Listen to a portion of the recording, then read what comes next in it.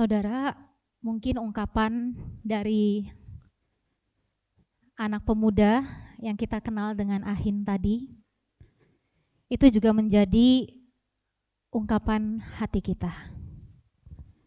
Di tengah-tengah komunitas Fengshen, mungkin kita juga terkadang mempertanyakan hal yang sama. Here for you, ini ya ada temanya di depan.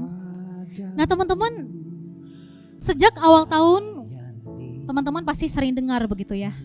Here for you, ketua kita juga berulang kali menggemakannya di tempat ini. Tapi mungkin ada bisikan, ada jeritan dalam hati kita yang mempertanyakan, apanya yang here for you? Aku gak pernah merasakan tuh. Berbicara soal komunitas Fengshen, mungkin ada di antara kita yang berkata, apanya yang komunitas? Kayaknya aku gak pernah tuh merasa jadi bagian dari komunitas ini. Ketika aku datang, ya udah aku duduk sendirian, gak ada yang ngomong sama aku. Ketika berbicara mengenai here for you, komunitas, mungkin kita juga bertanya-tanya, apa sih komunitas? Kenapa saya harus hadir bagi orang lain? Kenapa here for you? Apa sih here for you yang diomongin terus-menerus dari awal tahun sampai hari ini? Teman-teman, saya paham pemikiran dan perasaan saudara, karena saya juga pernah menggumulkan dan merasakannya. Tapi saudara, di tengah-tengah setiap pergumulan pertanyaan kita itu, satu hal yang jelas dan pasti, bahwa itulah yang menjadi keinginan hati Tuhan buat setiap kita. Here for you. Apa sih saudara makna dari here for you itu sendiri? Hari ini saya mau ngajak kita untuk kita boleh sama-sama merenungkannya. Saudara, ketika berbicara mengenai here for you, pertanyaan mendasar saya rasa mungkin gitu ya yang jadi kita pertanyakan, itu adalah kenapa? Kenapa saya kemudian dikatakan harus hadir ada bagi orang lain? Harusnya kan orang lain tuh yang ada buat saya. Kenapa harus saya? Kenapa harus saya dan kenapa harus saya? Mungkin itu pertanyaan yang ada dalam pikiran kita. Tapi saudara, saya mau ajak kita untuk merenungkan, ada 3 landasan dasar kenapa here for you ini menjadi satu hal yang penting dan harus kita lakukan sebagai anak-anak Tuhan. Yang pertama saudara, karena Kristus sendiri telah mempersatukan setiap kita. Yuk saya ajak kita buka satu bagian firman Tuhan dulu dari Efesus. Efesus pasal 2 ayat 17 sampai ayat yang ke-22.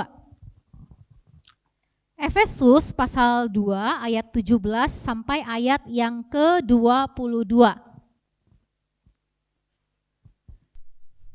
Sudah menemukan?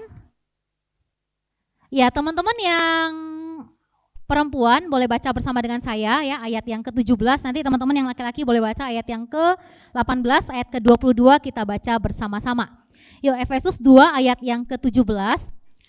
Ia datang dan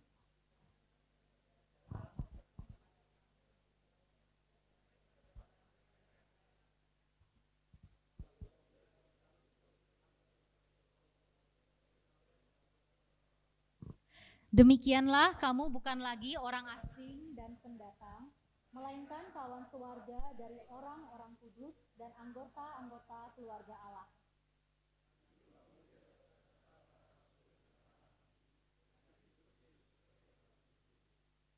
Di dalam Dia tumbuh seluruh bangunan, rapi tersusun menjadi bait Allah yang kudus di dalam Tuhan. Bersama. Di dalam Dia kamu juga turut dibangunkan menjadi tempat kediaman Allah di dalam Roh. Oke, nah teman-teman, satu kebenaran begitu ya yang saya rasa setiap kita pasti tahu, yaitu kita tahu setiap kita sejak manusia pertama itu jatuh dalam dosa, maka manusia kemudian itu mengalami keterpisahan dengan Allah. Saya rasa kita semua tahu begitu ya. Nah teman-teman, ketika kita mengalami keterpisahan dengan Allah, maka kita menghadapi satu konsekuensi, yaitu kita akan menghadapi yang namanya maut, kematian kekal. Nah kemudian satu kebenaran lagi yang pasti kita tahu teman-teman, Allah kemudian di dalam kasihnya itu kemudian dia utus anaknya untuk kita. mati di atas kayu salib untuk memperdamaikan engkau dan saya. Nah teman-teman, ternyata teman-teman, penebusan Kristus itu bukan hanya memperdamaikan kita dengan Allah, hubungan kita dengan Tuhan, tetapi teman-teman ada satu implikasi lain di mana teman-teman ketika Allah mengutus Yesus mati di atas kayu salib, teman-teman, dalam penebusannya, maka engkau dan saya, orang-orang yang percaya kepada Kristus itu kemudian dipersatukan sebagai keluarga Allah. Nah teman-teman, hal inilah yang diingatkan oleh Paulus kepada jemaatnya yang ada di Efesus, teman-teman. Teman-teman, jemaat di Efesus itu adalah jemaat yang beragam begitu ya. Mereka bahkan hidup di tengah-tengah penyembahan berhala yang sangat marak. Maka itu kalau kita perhatikan dalam perikop sebelumnya, itu Paulus ngomongin, ingetin mereka itu, ingat ya, kamu itu diselamatkan oleh karena kasih karunia. Itu dalam pasal sebelumnya begitu, dalam perikop sebelumnya. Nah teman-teman, setelah Paulus ingetin mereka, ingat keselamatan itu bukan karena perbuatanmu tapi karena kasih karunia Allah. Paulus ingetin mereka satu hal lagi teman-teman dalam bagian yang kita baca. Ingat ya, ketika kamu ditebus oleh Kristus, kamu itu bukan hanya memperoleh anugerah keselamatan, tapi Tuhan memberikan sebuah status yang baru kepada kamu. Kalau kita perhatikan gitu ya di ayat yang ke-19, di sana Paulus berkata, demikian pula kamu bukan lagi orang asing dan pendatang, melainkan kawan sewarga dari orang-orang kudus dan anggota keluarga Allah. Nah teman-teman, di tengah-tengah keberagaman jemaat yang ada di Efesus, beragam sosial, ekonomi, latar belakang mereka itu yang berbeda-beda, Paulus ingetin mereka, waktu kamu itu udah ditebus sama Kristus, kamu itu menjadi kawan sewarga. Nah ada dua hal yang diingetin ya teman-teman sama si Paulus. Kawan sewarga itu apa sih? Nah teman-teman, kawan sewarga ini merujuk kepada citizen. Jadi kalau kayak kita gitu ya, kita warga negara apa? Warga negara Indonesia. Nah ketika kita percaya kepada Kristus, dikatakan kita menjadi kawan sewarga. Ketika kita percaya kepada Kristus, kita dikasih satu status menjadi warga negara sorga. Kalau di Kolose katakan. Nah teman-teman, itu status pertama yang Tuhan berikan kepada kita di tengah-tengah keberagaman kita itu menjadi satu kawan sewarga di dalam Kristus. Kawan sewarga, seorang citizen itu punya hak dan kewajiban yang sama. Walaupun kamu status sosialnya berbeda-beda, kamu status ekonominya berbeda-beda, kita punya hak dan kewajiban yang sama sebagai satu kawan sewarga. Selain itu teman-teman, Paulus juga ingetin mereka, kamu itu bukan cuman kawan sewarga, tetapi ketika kamu udah ditebus sama Kristus, kamu itu juga menjadi anggota keluarga Allah. Nah teman-teman, kalau ngomongin anggota keluarga berarti apa teman-teman? Di dalam keluarga ya biasanya ya, mau kamu sama kokomu, sama adikmu, sama papa mamamu beda-beda karakternya, tapi ya kamu tetap satu keluarga. Dalam keluarga harus bagaimana?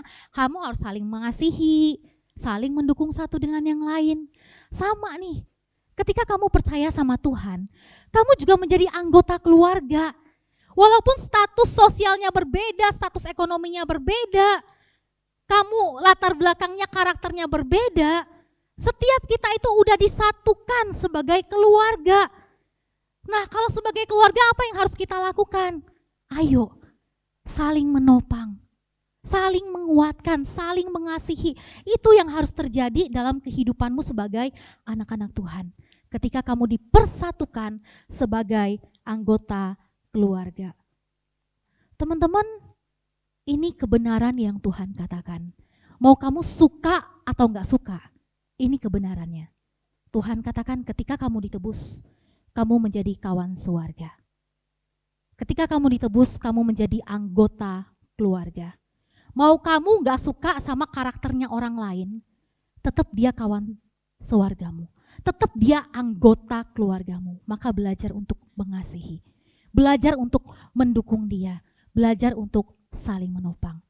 Maka ini yang menjadi alasan pertama teman-teman, kenapa sih aku harus belajar hadir bagi orang lain, kenapa harus here for you. Yang pertama teman-teman ingat baik-baik, karena bagaimanapun dalam karya penebusannya dia mempersatukan aku dan kamu.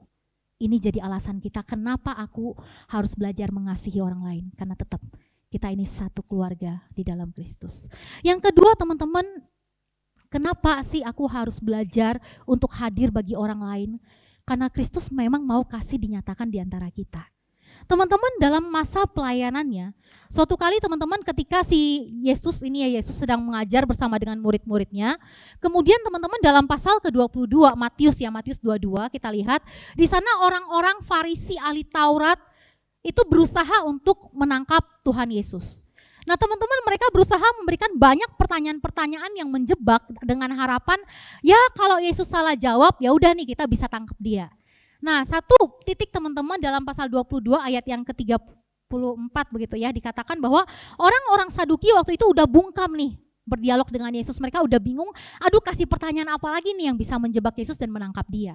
Kemudian teman-teman maka orang Farisi waktu itu maju, dia kemudian memberikan satu pertanyaan kepada Yesus. Dalam hukum Taurat, yang mana sih hukum yang paling penting begitu ya?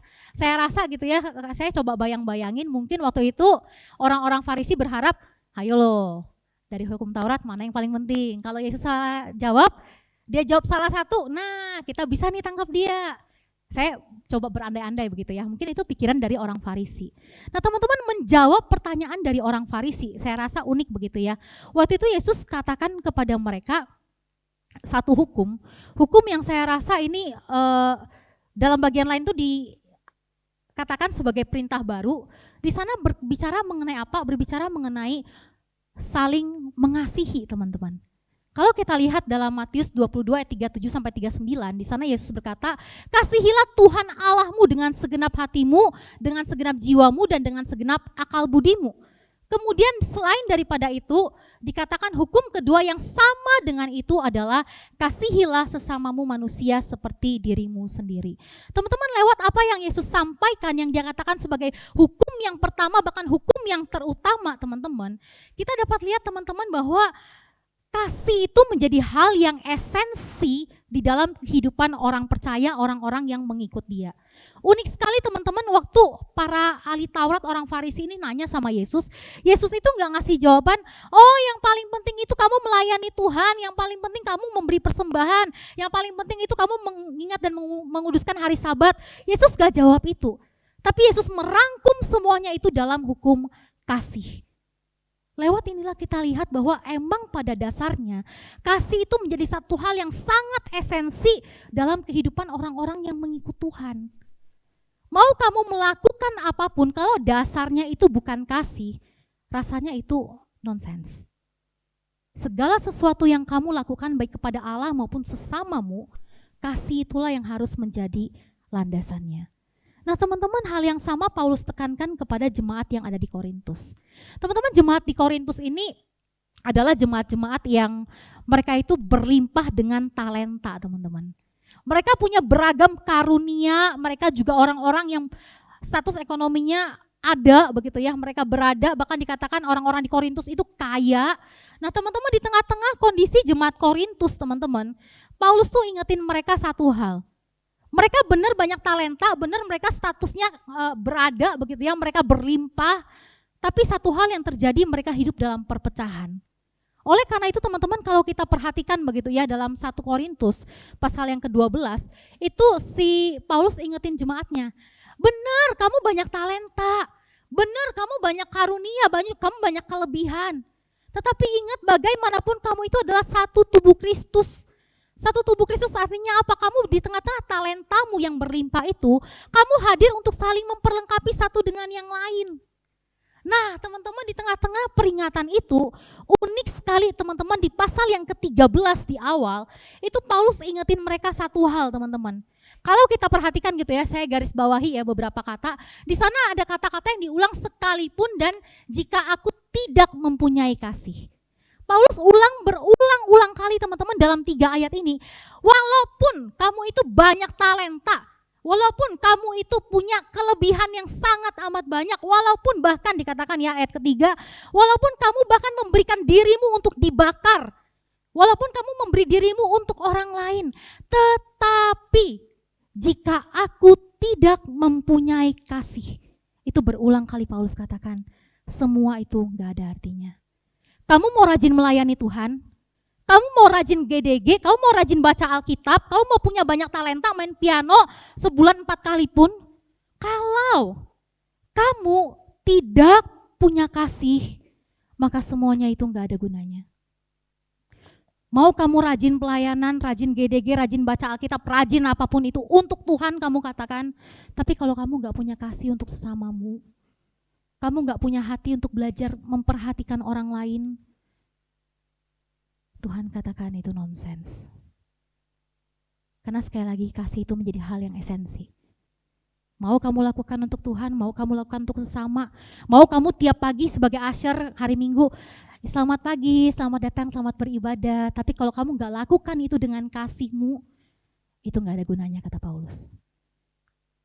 Mau kamu GDG, ngumpul makan-makan, heboh-hebohan, hahaha, tapi kalau pada dasar esensinya, kamu gak punya hati untuk mengasihi anggota GDG-mu, ada bagi mereka di tengah-tengah mereka lagi bergumul, gak ada artinya kamu ngumpul-ngumpul cuman apa, bahas bahan, ngisi ini doang, gak ada artinya kata Paulus.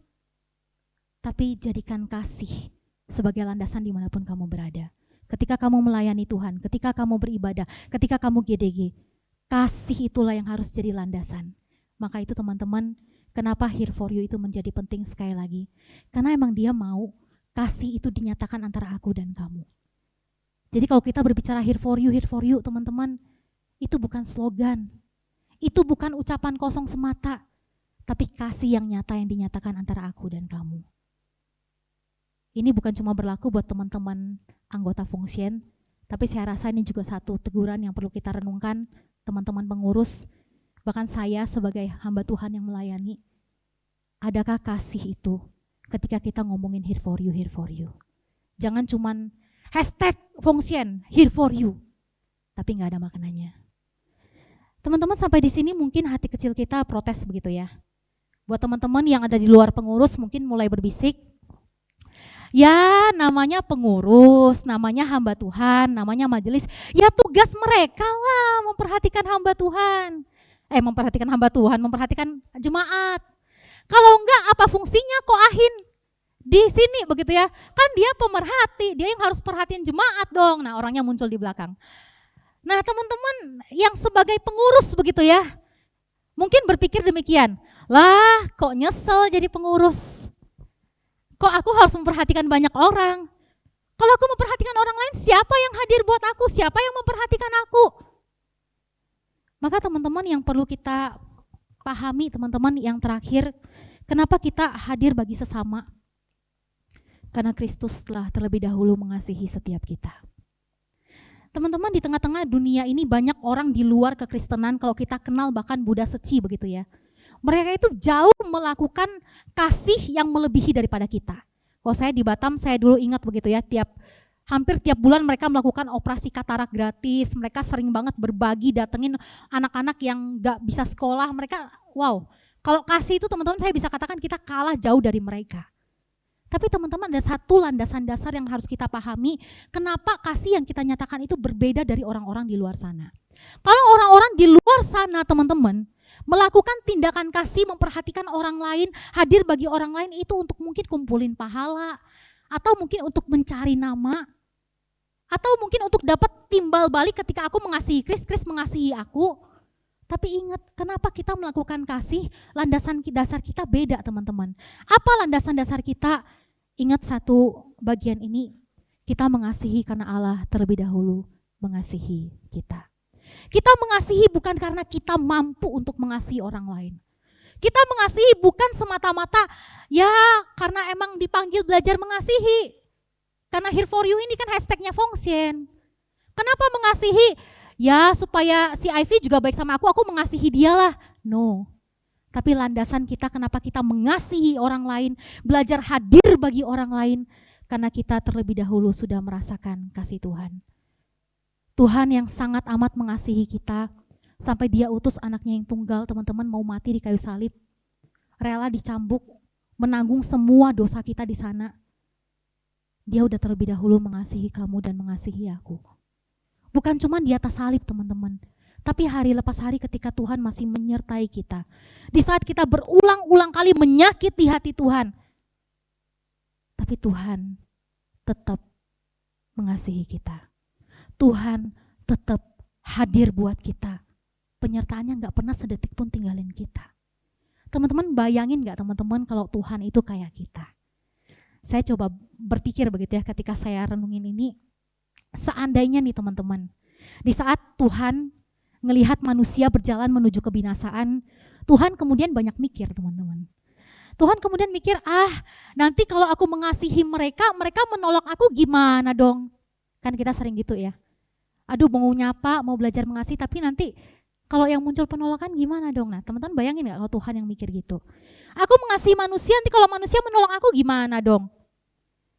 Nanti kalau aku misalnya mengasihi manusia, kemudian mereka gak tahu terima kasih malah nyakitin aku berulang kali gimana dong? Loh, kan emang harusnya manusia yang nyari aku, mereka yang berjalan dalam kebinasaan, kenapa harus aku yang mencari mereka? Bayangin gak kalau Tuhan ngomong kayak gitu? Kalau Tuhan punya pola pikir kayak kita, harusnya Dia yang mengasihi aku, harusnya manusia yang mencari aku, bukan aku yang cari manusia. Kalau Tuhan berpikir demikian, maka gak ada satupun dari kita yang pada pagi hari ini duduk di tempat ini. Tapi bersyukur Tuhan gak seperti kita. Di saat manusia menolak Tuhan, di saat manusia berulang-ulang kali menyakiti hati Tuhan, gak tahu terima kasih sama Tuhan, tapi sekali lagi Tuhan gak pernah berhenti menyatakan kasih-Nya buat kita. Teman-teman, Allah yang adalah kasih, dengan setia terus menyatakan kasih-Nya buat kita. Dan Dia mau kita pun hidup, membagikan kasih-Nya. Maka teman-teman, apa landasan dasar kenapa kita itu mengasihi orang lain? Ingat baik-baik. Kenapa sih here for you? Karena Kristus telah terlebih dahulu mengasihi aku dan kamu. Di saat kita sulit untuk belajar mengasihi orang lain, di saat kita sulit untuk menerima orang lain, di saat kita sulit untuk melangkah belajar hadir bagi orang lain, ayo kita pandang kepada salib Kristus. Dia yang udah terlebih dahulu melakukan segala-galanya bagi kita. Teman-teman, akhir kata here for you ini bukan slogan semata. Saya juga gak pengen habis ini teman-teman ngepost di Instagram gitu ya, hashtag here for you, tapi gak ada maknanya. Tapi teman-teman balik dari sini, ayo kita sama-sama punya satu landasan yang sama. Kenapa here for you itu penting? Kenapa ini digemakan di tengah-tengah function? Bukan cuman untuk hashtag doang, bukan cuman untuk keren-kerenan doang here for you. Tapi teman-teman balik lagi kita ingat, here for you karena Ia telah mempersatukan aku dan kamu. Here for you karena Ia mau kasih dinyatakan antara aku dan kamu. Here for you karena Kristus telah terlebih dahulu mengasihi aku dan kamu. Ingat ya, bukan hashtag doang, bukan slogan doang. Ingatan ini sekali lagi saya katakan, bukan buat teman-teman anggota Fungsian semata, tapi teman-teman pengurus, majelis hamba Tuhan, kita sendiri juga harus berpikir kembali. Ketika kita mencetuskan here for you untuk ada di tengah-tengah Fungsian, ingat baik-baik ini bukan slogan, tapi semua dari kita, tidak terkecuali kita sama-sama belajar, mau hadir bagi orang lain. Kita mau sama-sama belajar mengasihi orang lain, melayani orang lain, sebagaimana Kristus sudah melakukannya buat kita. Teman-teman, kita boleh baca bareng-bareng ya? Boleh ya dibaca bareng-bareng, kan tulisannya gede ya? Yuk, 1, 2, 3. Ulang. Dari here for you-nya ya saudara ya. Oke, yuk 1, 2, 3. Here for you.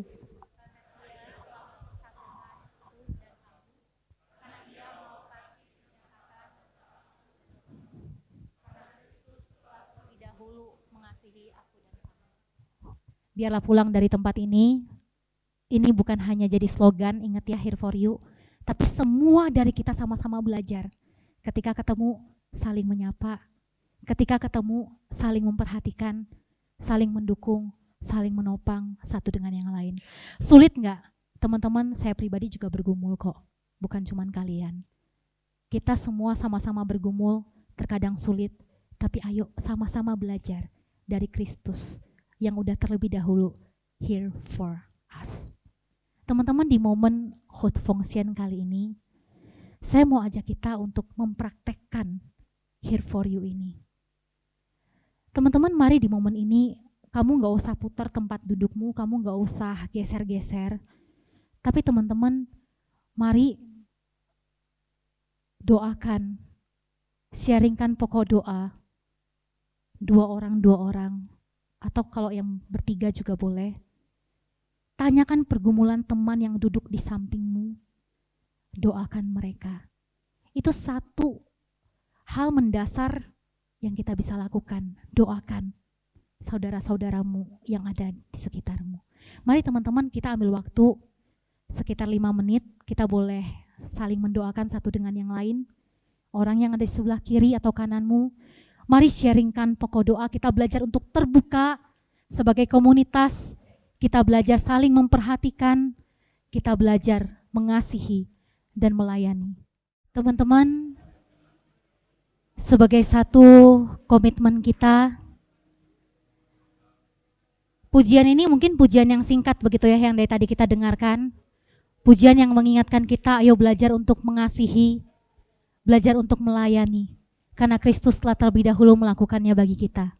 Saya rindu mengajak kita untuk bersama menyanyikan pujian ini sebagai doa kita, kerinduan kita. Teman-teman, yuk saya ajak kita boleh berdiri bersama-sama.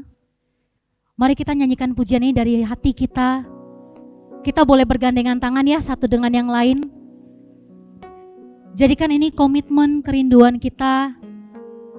Gandenglah teman-teman yang ada di sebelah kiri kananmu. Mari bersama kita mengatakan di hadapan Tuhan, Tuhan, aku mau mengasihi lebih sungguh.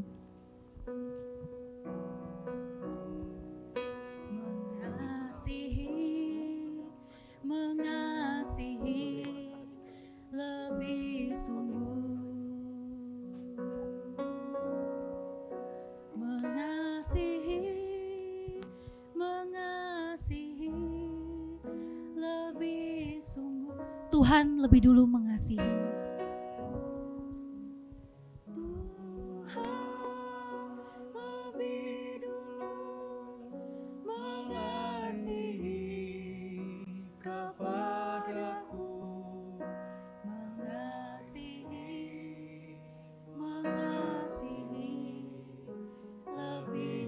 Katakan melayani lebih sungguh.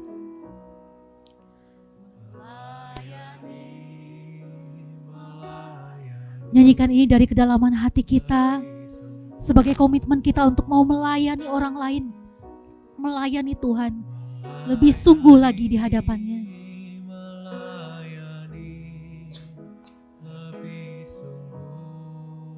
Tuhan lebih dulu melayani.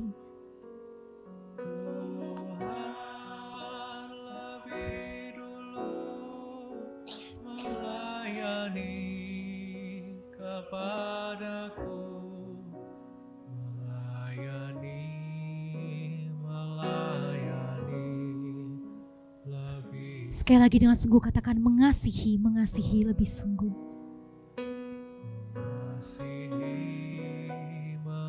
Mengasihi lebih sungguh. Tuhan, ini kerinduan kami. Kami mau belajar Tuhan untuk mengasihi orang-orang di sekitar kami dengan lebih sungguh. Karena Tuhan telah lebih dulu mengasihi kami.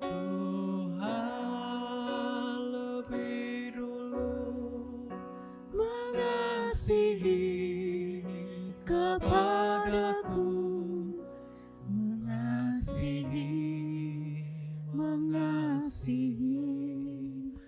lebih sungguh. Tuhan, biar pujian ini boleh sungguh jadi kerinduan hati kami ketika kami sudah merasakan kasih Tuhan di dalam hidup kami.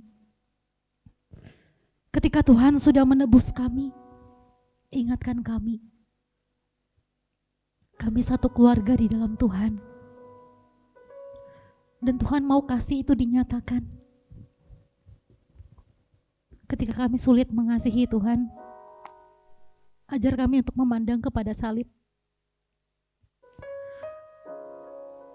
Sebagaimana Tuhan sudah mengasihi setiap kami, ajar kami Tuhan untuk mau mengasihi orang lain. Ajar kami untuk mau hadir bagi orang lain. Bukan sebagai sebuah program, bukan sebagai sebuah dorongan semata di tengah-tengah komunitas kami, tapi kami mau belajar untuk mengasihi, hadir bagi orang lain,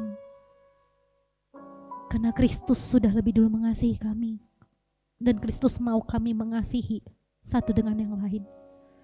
Firman-Mu berhenti pada saat ini, tapi biarlah ini boleh sungguh tertanam dalam hati kami, keluar dari tempat ini, dalam keseharian kami, di minggu-minggu yang akan datang.